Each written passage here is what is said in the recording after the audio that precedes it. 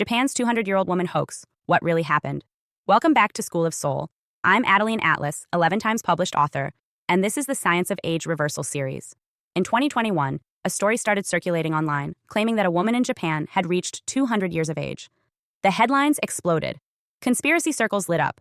Reddit threads dissected every angle. Was she real? Had she discovered a secret? Was this the proof we'd all been waiting for, that someone, somewhere, had already cracked the code of immortality? But it didn't take long for fact-checkers to step in. The story was fake. A manipulated image, an unverified identity, a viral hoax. The woman didn't exist. Or did she? Because even though this specific story was false, the desire behind it was very real. Humanity is hungry for proof. We want to believe there's someone who already made it. We want that hope, that example, that escape hatch from the inevitability of decline. So why Japan? Why 200? And why did this particular myth take hold? Let's dig into what really happened and what it reveals about our current moment in the longevity revolution. First, Japan holds a powerful reputation in the world of longevity. It's home to the highest concentration of supercentenarians, people who live past 110. It's where the concept of ikigai, your reason for waking up in the morning, is woven into lifestyle and culture. It's where meals are small, processed food is rare, and elders are respected, not discarded. In fact, the island of Okinawa is one of the world's 5 official blue zones, areas where people routinely live past 100 with minimal disease, strong community, and a high quality of life. These regions include Sardinia, Loma Linda, Nicoya, Ikaria, and Okinawa. So when a claim arises that a Japanese woman has hit 200, it doesn't sound that crazy to some people. It builds on an existing truth. But the hoax itself was digitally manufactured. A blend of mistranslated records, altered images, and rumor. There was no verified 200-year-old, no lab samples, no hospital records, just belief. And yet, the timing of the hoax was interesting. It circulated during a period when real breakthroughs in age reversal were making headlines.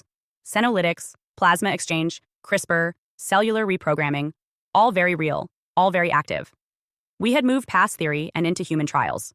So in a world where we know aging is being studied at a granular level, the leap from 110 to 200 didn't feel like fiction. It felt like foreshadowing. So let's ask the question, could someone reach 200? Biologically speaking, the answer is maybe. Most scientists agree that the upper limit of human lifespan, known as the Hayflick limit, is somewhere between 120 and 130 years, based on how many times a human cell can divide before stopping. But that's under normal circumstances. That's assuming no intervention. With modern therapies, that number may be outdated. If we can extend telomeres, flush senescent cells, boost autophagy, and reset epigenetic markers, then the Hayflick limit becomes less of a wall and more of a checkpoint. It no longer says you die here. It says, here's what you can do without help. And with help, 150 starts to look likely. 175, possible. 200, in reach, if you can survive the curve. Here's what I mean. If someone born in 2025 gets access to monthly senolytic cycles by 2045, annual epigenetic reprogramming by 2055, and organ printing by 2065, they might reach 100 in better condition than most people reach 70 today. At that point, they're not coasting to death. They're climbing into version 2 of life. Which leads us to the real question behind this hoax. Do we trust technology more than biology? Because this myth didn't go viral just because of a number. It went viral because it felt right. It played into the collective hunch that aging isn't fixed. That someone, somewhere, already cracked it, and the rest of us just haven't caught up. But there's another angle we need to look at: natural longevity versus scientific longevity. In blue zones, people live long not because of high-tech interventions, but because of low-tech lifestyles: clean food, consistent movement, purpose, low stress, deep sleep, real community. These people don't take 100 supplements a day. They don't do red light therapy. They don't track their REM cycles with AI. They live in harmony with rhythm, nature, and intuition.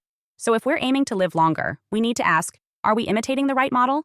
Is the future of longevity found in high-tech labs, or in ancient wisdom, or both?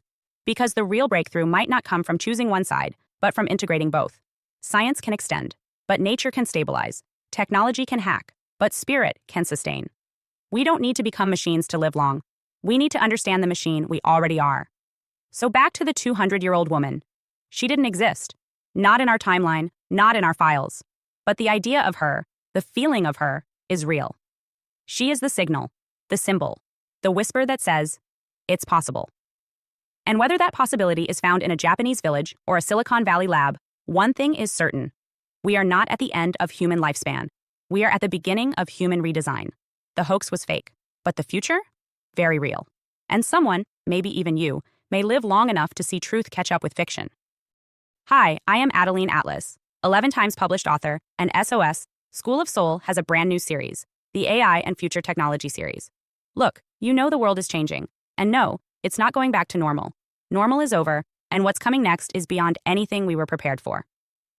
The School of Soul, AI and Future Technology series includes 319 videos on 1. The Download Society, How Data Has Replaced Destiny. 2. Predictive Future. Your next moves aren't random, they're forecasted. 3. Social Credit Systems. The behavioral economy now governs access. 4. Hive Mind. Synthetic telepathy and collective algorithmic control. 5. Nanobots inside you. Medical, military, and programmable intrusions. 6. Grief Tech. AI-fueled digital resurrection and simulated comfort. 7. Uploading your mind, consciousness transfer, and data-based identity. 8. Deep fakes plus AI clones. The replication of reality and identity theft. 9. Quantum humans. The merger of biology with quantum systems. 10. Digital afterlife, where your data goes when you die. 11. Resurrection science, reviving life through synthetic methods. 12. Immortal science, the end of death as we know it. 13. Longevity science, gene editing, anti-aging, and bio-upgrades. 14. Designer babies, engineered perfection before birth. 15. Artificial wombs, birth decoupled from the female body. 16. 3D printing, printing organs, limbs, and even humans. 17. The humanoid era, the rise of synthetic beings among us. 18. Legacy humans, the slow phase-out of unmodified analog people. 19. Smart cities, algorithmic environments that watch and decide. 20. Cloud-based societies, citizenship without borders or bodies. 21. Hackable humans, emotion, memory, and behavior under code. 22. Biometric scanning, your body is your password and your prison. 23. Sex tech, intimacy reprogrammed by machines. 24. Extinction of gender, fluidity, deletion, and design of identity. Every topic is fully explored with real-world technologies, patents, case studies, ethical analysis, and future forecasts. These aren't someday discussions. This is already happening. Join the SOS School of Soul Vault to overstand the future before it's implemented on you.